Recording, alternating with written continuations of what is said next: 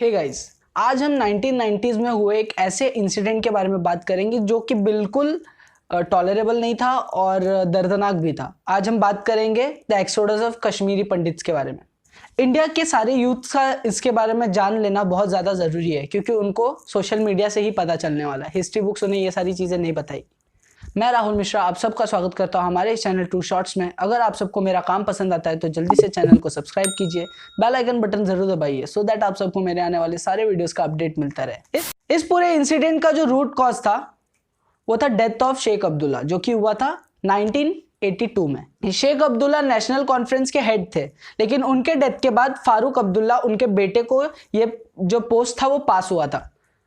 INC Indian national Congress और national conference दोनों allies थे, लेकिन 1984 में जो इलेक्शंस हुआ था उसके बाद आईएनसी और एनसी अलग हो गए और आईएनसी ने सीएम बना दिया गुलाम मोहम्मद शाह को। इस चीज से फारूक अब्दुल्ला थोड़े नाराज थे। 1984 में एक और इंसिडेंट हुआ। मिलिटेंट मकबूल भट्ट को फांसी दी गई। मकबूल भट्ट जेकेएलएफ यानी कि जम्मू कश्मीर लिबरेशन फ्रंट का फाउंडर था। उसे फांसी देने के बाद जेकेएलएफ यानी कि जम्मू कश्मीर लिबरेशन फ्रंट बहुत एक्टिव हो गई। Jammu Kashmir liberation front actually एक मिलिटेंट ग्रुप है जो कि कश्मीर में एक्टिव रहता है। कश्मीर यानी कि पीओके भी और इंडियन ऑक्यूपाइड कश्मीर भी, दोनों जगहों पे ये एक्टिव है। जेकेएलएफ एकदम बौखला गया मकबूल भट्ट की डेथ के बाद, तो बहुत ज्यादा वायलेंसेस हुआ। इसी बीच में 1986 में राजीव गांधी गवर्नमेंट में एक और इवेंट हुआ जो ट्रेडमार्क इवेंट था।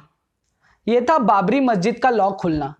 इस चीज से सिर्फ कश्मीर में ही नहीं पूरे इंडिया में रिलीजनल डिस्प्यूट्स चालू हो गए, हिंदू मुस्लिम झगड़े। अब ये सब होने के बाद 1986 में गुलाम मोहम्मद शाह की सरकार गिर गई और जो नया सीएम बना वो था फारूक अब्दुल्ला। लेकिन इससे कोई फायदा नहीं हुआ क्योंकि जेकेएलएफ को कंट्रोल करना बहुत ज्यादा मुश्किल हो गया था क्योंकि वो बहुत ज्यादा एक्टिव हो गई थी और वायलेंस भी बहुत ज्यादा बढ़ गया था। 1989 में जेकेएलएफ ने हदें पार करके बहुत ज्यादा ही वायलेंस कर दिया। 1989 में दो वीआईपी लोगों की जान गई। पहले थे नीलकांत गंजू, जिन्होंने मकबूल भट्ट का जजमेंट दिया था फांसी देने के लिए। श्रीनगर हाईकोर्ट के जज थे नीलकांत गंजू।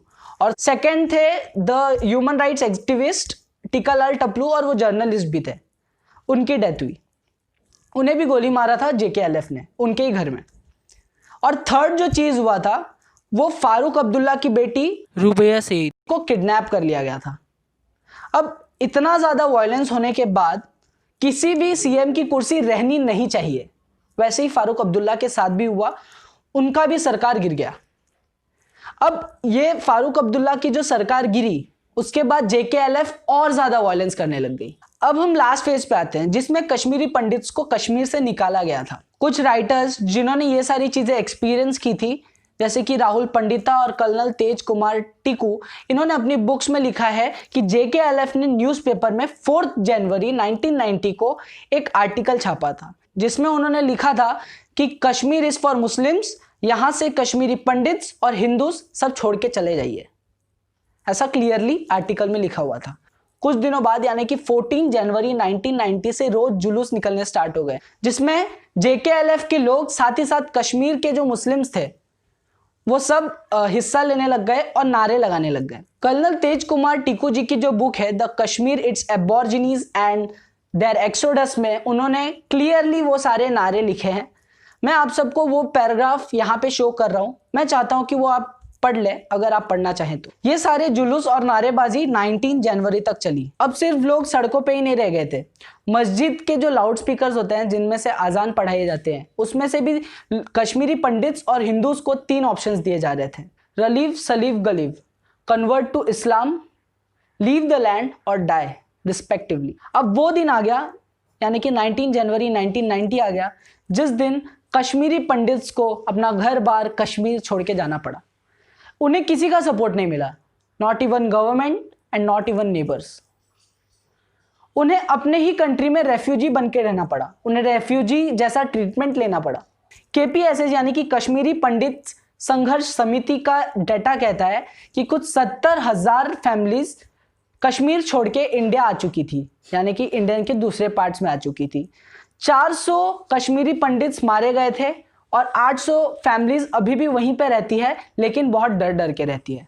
अब सवाल ये उठता है कि 31 साल हो गए कश्मीरी पंडित्स को कश्मीर छोड़ के आए, तब अभी तक जा क्यों नहीं पाए वापस वो अपने एंसेस्ट्रल लैंड्स में। इस पे बात कोई भी गवर्नमेंट नहीं कर रही थी, लेकिन पिछले 7 साल में बीजेपी ने अपने दोनों ही फेज के मैनिफेस्टो पे इस मुद्दे के बारे में लिखा है, लेकिन अभी तक ये सक्सेस नहीं कर पाए हैं कश्मीरी पंडित्स को अपने एंसेस्ट्रल लैंड में भेजने के लिए। अब कुछ एक्सपर्ट्स का मानना है कि कश्मीरी पंडित्स को अपने एंसेस्ट्रल लैंड पे तब तक नहीं भेजा जा सकता जब तक कश्मीर में आर्टिकल 370 और 35A है, लेकिन अब तो वो रहा नहीं। बीजेपी ने 2019 में ही ये दोनों आर्टिकल्स हटा दिए, लेकिन तब भी अभी तक क्यों नहीं भेज पाए। मेरा पर्सनल ओपिनियन ये कहता है कि कश्मीर में अभी तक मिलिटेंट एक्टिविटीज खत्म नहीं हुए। अगर इस टाइम पे कश्मीरी पंडित्स अपने एंसेस्ट्रल लैंड पे चले भी जाए तो वो वहां पे सिक्योर फील नहीं करेंगे और वो अच्छे से रह नहीं पाएंगे वहां पे। तो सबसे पहला फेज जो था वो क्लियर हो चुका है। अब सेकेंड फेज है कश्मीरी पंडित्स को अगर घर भेजना है तो वो है मिलिटेंट एक्टिविटीज को कंप्लीटली खत्म करो। फिर वो थर्ड फेज में शायद कश्मीरी पंडित्स एंसेस्ट्रल लैंड्स पे जा पाएंगे।